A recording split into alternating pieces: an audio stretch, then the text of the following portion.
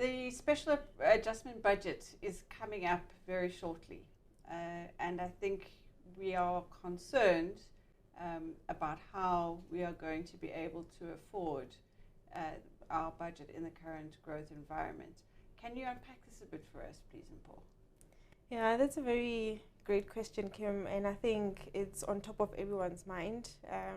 We know that the growth outlook since the tabling of the budget has deteriorated quite significantly. We're now expecting growth to contract by 8.2% this year. That's going to have a huge implication on revenue collections. Our current estimates are that revenue shortfall will be in the region of about 207 billion. This obviously then has major implication in terms of how government is going to fund this. And this is something that you've looked into. Yes, I mean, there are various funding options. So I think we can, not all of it we need to raise in the debt capital markets.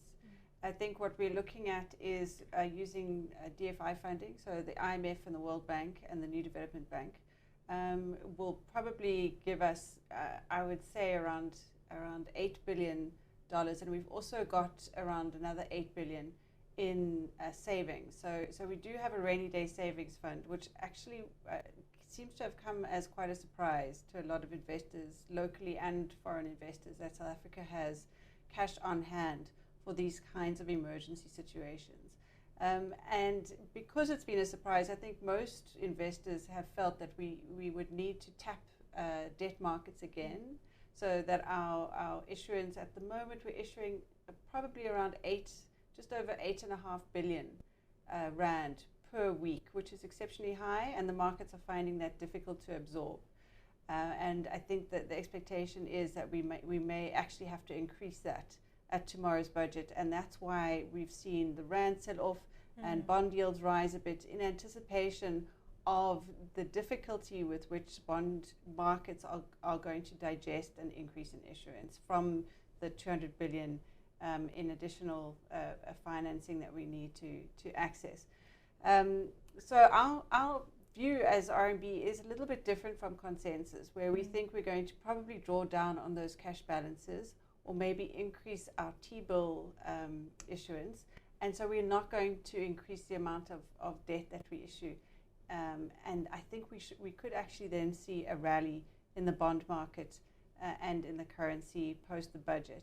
I think what is going to be of concern, though, and will limit the extent to which we rally and the sustainability of that rally, is that what we've seen from Treasury is that our debt to GDP ratio does not stabilize even out to 2028. So that, that is the definition really of a fiscal crisis, along with the fact that our yields are at 10-11%. And our growth rate, even before COVID, was, below 1. Yeah. And for debt to be sustainable, those two things need to be similar. So we need either our growth to pick up or our yields to come down. And the only way our yields can come down is if demand starts to meet supply. So we need demand for our bonds to increase. And whether that comes from policy intervention with respect to QE prescribed assets, I don't think we're going to hear about that at this budget. I don't know what you think, but maybe at some point in the future. Yeah, I think the debt path is definitely a concern, especially that it continues to rise and is heading towards 100% of GDP. And that obviously then becomes a vicious cycle, and hence the debt crisis that the minister was talking about a few days back in the media. I think for me, from this budget, so like you said, we're unlikely to hear anything about prescribed assets and all the other stuff. But I think what's going to be very important is some indication of how we're going to get the country's finances on a sustainable path. A few weeks back, the minister talked about zero-based budgeting, which could be very instrumental in curbing government expenditure. But then again, that Treasury is going to require the political backing to implement those hard decisions. So like you said, that bond yields need to come down, so either through demand or through decreasing issuance as well, to reduce the supply in the market. And the only way to do that is to obviously look at expenditure in terms of where it can be cut, because at the moment we're spending more than what we're generating in revenue, so we're essentially living beyond our means, one could argue.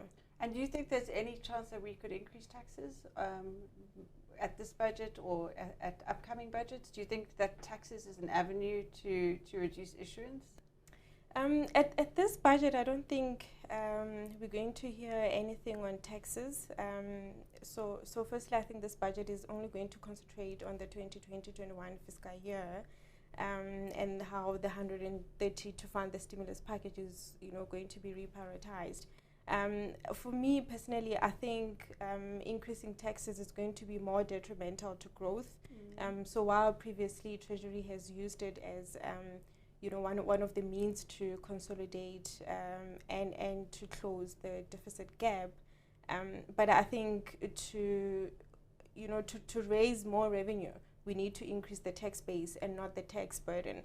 And increasing the tax base is about how do we grow. So we need more growth-enhancing policies and projects. With that in mind, what do you expect to come out of the infrastructure fund? Are you positive on that?